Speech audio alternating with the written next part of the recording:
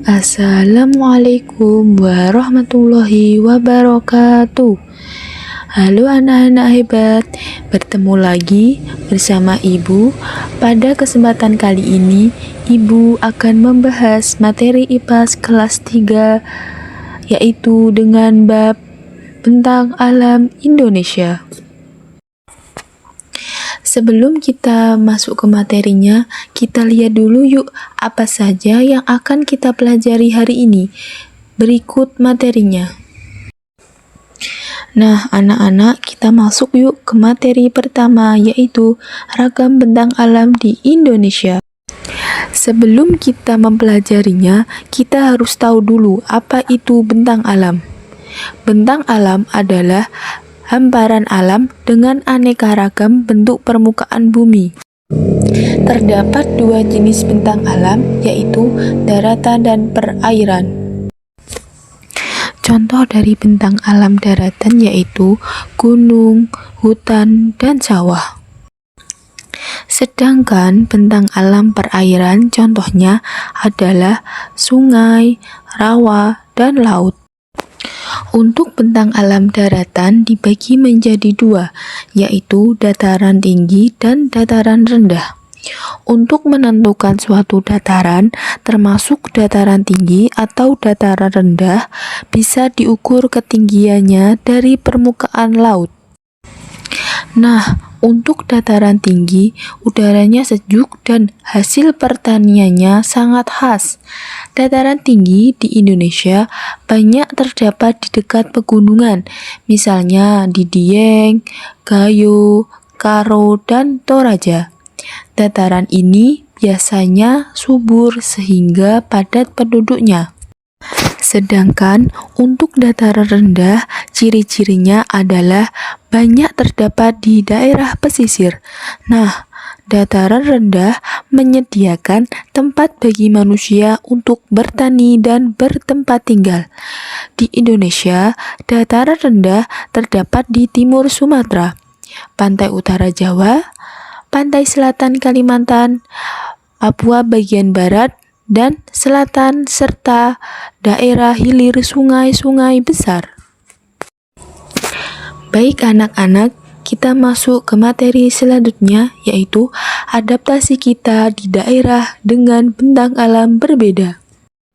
Sebelum itu, kita tahu dulu apa itu adaptasi.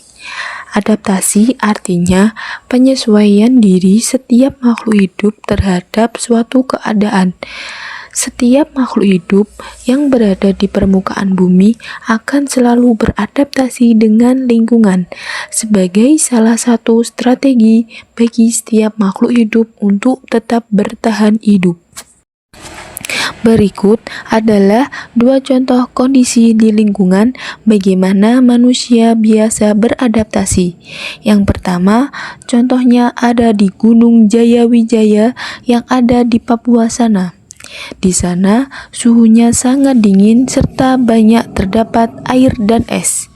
Sementara di sisi bumi yang lain terdapat gurun yang suhunya sangat panas, gersang, dan sulit untuk mendapatkan air. Jika manusia tidak bisa beradaptasi dengan perbedaan kondisi lingkungan, maka manusia akan mengalami kesulitan. Oleh karena itu, manusia harus bisa beradaptasi dengan lingkungan. Dengan cara melakukan perubahan pada lingkungan agar sesuai dengan kebutuhannya. Nah, berikut adalah cara manusia beradaptasi. Yang pertama, contohnya adalah pada saat berada di dataran tinggi, maka manusia menggunakan jaket tebal untuk menghangatkan tubuh. Contoh adaptasi yang kedua yaitu penduduk di kawasan rawan banjir membuat bangunan yang lebih tinggi dari daratan atau dibuat bertingkat. Selanjutnya, cara manusia beradaptasi yaitu rumah penduduk yang berada di daerah rawan gempa diupayakan menggunakan struktur bangunan yang tahan gempa dan tidak mudah retak. Baik anak-anak, kita masuk ke materi terakhir yaitu pengaruh bentang alam dengan keberagaman budaya. Dengan kondisi bentang alam di Indonesia yang berbeda-beda dari Sabang sampai Merauke, tentu saja mempengaruhi keberagaman budaya. Menurut para ilmuwan, tempat tinggal itu dapat mempengaruhi kebiasaan suatu masyarakat. Baik anak-anak, sekarang kita lihat bentuk-bentuk rumah adat yang dipengaruhi oleh bentang alam.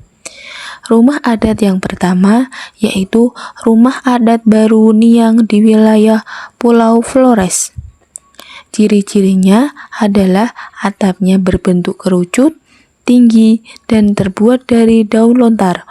Fungsinya untuk mengalirkan air hujan dan menahan udara hangat keluar bangunan. Contoh rumah adat yang dipengaruhi oleh bentang alam yang kedua adalah rumah adat Honai dari Papua. Ciri-cirinya adalah dinding rumahnya tidak memiliki jendela. Kenapa mereka tidak memiliki jendela pada rumahnya? Karena agar membuat dalam rumah tetap hangat. Nah, anak-anak, ternyata bentang alam bukan hanya mempengaruhi bentuk rumah, namun juga mempengaruhi pekerjaan. Berikut adalah contoh pekerjaan yang dipengaruhi oleh bentang alam. Di dataran tinggi, pekerjaan yang biasanya dilakukan oleh penduduk di sana adalah pertanian, di bidang perkebunan, di bidang peternakan, atau sebagai pemandu wisata, pengelolaan properti, dan pengusaha kuliner. Sedangkan di dataran rendah, pekerjaan yang biasanya dilakukan oleh penduduk di sana adalah pertanian juga, namun dengan hasil pertanian yang berbeda. Selanjutnya, di bidang perindustrian, di bidang jasa, dan nelayan.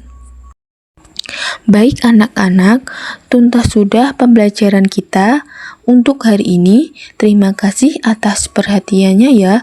Wassalamualaikum warahmatullahi wabarakatuh.